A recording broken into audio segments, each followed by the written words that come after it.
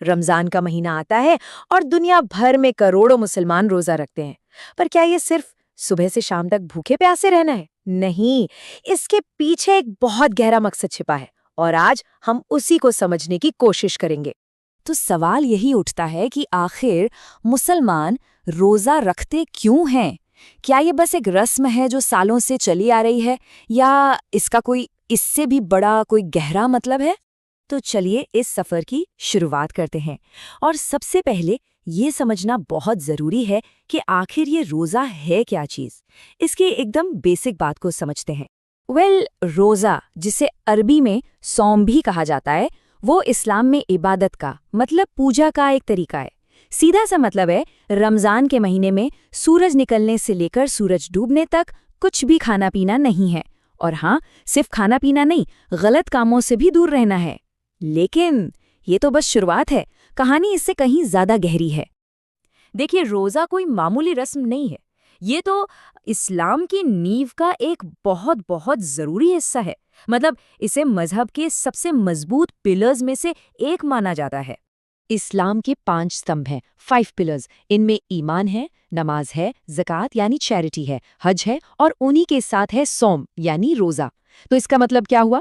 इसका सीधा मतलब ये है कि जो भी मुसलमान सेहतमंद है, उसके लिए ये एक जरूरी फर्ज है, कोई ऑप्शन नहीं है। तो ठीक है, ये एक फर्ज है, पर इसका असली मकसद क्या है? इसका सार क्या है? जानते हैं? जवाब सिर्फ एक शब्द में छिपा है, तकवा। तकवा का मतलब है ईश्वर का डर, उनकी मौजूदगी का एहसास और हर गलत काम से बचना। और रोजे का जो असल मकसद है ना, वो इसी तकवा को अपने अंदर जगाना है। अब ये जो तकवा है ना, इसके 2 पहलू हैं, एक सिक्के के 2 साइड्स की तरह। एक तरफ तो ये इंसान को हर तरह की बुराई से, गलत चीजों से दूर रखता है, और दूसरी तरफ ये उसे अच्छाई के रास्ते पर, सही रास्ते पर चलने के लिए मोटिवेट करता है। तो रोजा क्या है? रोजा इसी बैलेंस को बनाने का एक तरीका है। ठीक है, तो अब हमें ये समझ आ गया कि रोजा क्या है और क्यों इतना जरूरी है। पर अब देखते हैं कि ये एक इंसान पर, मतलब पर्सनल लेवल पर कैसे असर डालता है। आप इसे एक तरह की सेल्फ कंट्रोल की पावरफुल ट्रेनिंग समझ सकते हैं। जरा सोच कर देखिए, जब कोई इंसान अपनी सबसे बेसिक जरूरतों मतलब भूख और प्यास पर कंट्रोल कर लेता है तो क्या होता है? वो अपनी दूसरी इच्छाओं पर भी काबू पाना सीख जाता है, जैसे गुस्सा, लालच या कोई बुरी आदत। तो रोजा असल में इसी सेल्फ कंट्रोल की 1 महीने की इंटेंस प्रैक्टिस है। और इसीलिए ये बात बहुत जोर देकर कही जाती है कि रोजा सिर्फ पेट का नहीं होता।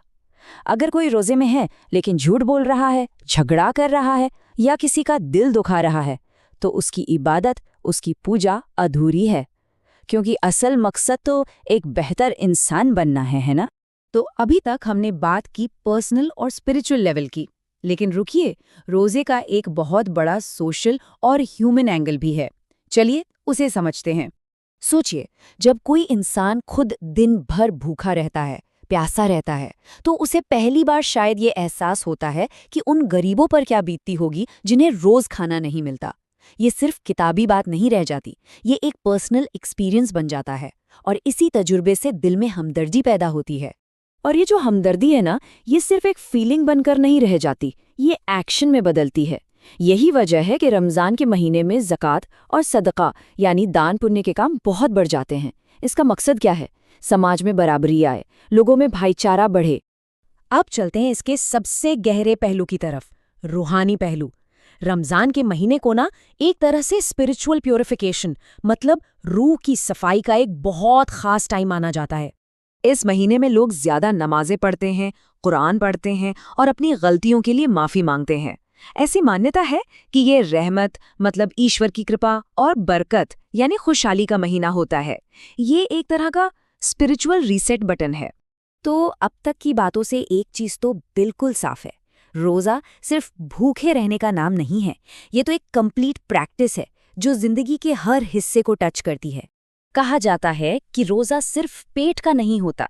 ये सुनने में सिंपल लगता है, पर यह बहुत गहरी बात है। इसका असली मतलब क्या है, आइए देखते हैं। इसका मतलब ये है कि इंसान का पूरा शरीर रोजा रखता है। जैसे आंखें, वो बुरी चीजें देखने से रोजा रखती हैं, कान गलत बातें सुनने से, और सबसे मुश्किल जुबान, वो झूठ, गुस्से और कड़वे शब्दों से रोज़ा रखती है। ये एक कोशिश है इंसान को अंदर से भी और बाहर से भी साफ करने की। अच्छा, इसके कुछ हेल्थ बेनिफिट्स भी देखे जाते हैं, जैसे डाइजेस्टिव सिस्टम को थोड़ा आराम मिल जाता है। लेकिन इससे भी ज़्यादा ज़रूरी बात है रहमदिली। इस्लाम में इस पर बहुत जोर दिया गया है और इसीलिए जो लोग बीमार हैं, बुजुर्ग हैं, जो औरतें प्रेग्नेंट हैं या छोटे बच्चे, उन्हें रोज़ा रखने की ज़रूरत नहीं है। ये दिखाता है कि ये नियम कितने प्रैक्टिकल हैं और इंसान की भलाई को सबसे ऊपर रखते हैं।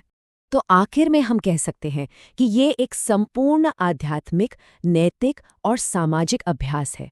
ये एक लाइन रोजे की पूरी तस्वीर को निचोड़कर रख देती है। ये सिर्फ एक धार्मिक रस्म नहीं है, बल्कि एक इंसान के कैरेक्टर को बेहतर बनाने का, उसे निखारने का एक पूरा का पूरा प्रोग्राम है। और ये सारी बातें हमें एक आखिरी और बहुत गहरे सवाल पर लाकर छोड़ देती हैं। अगर हम मजहब और परंपरा से थोड़ा हटकर भी सोचें, तो हमारी अपनी जिंदगी में सेल्फ डिसिप्लिन का, आत्म अनुशासन का असली मकसद क्या है? ये एक ऐसा सवाल है जिस पर हम सबको सोचना चाहिए।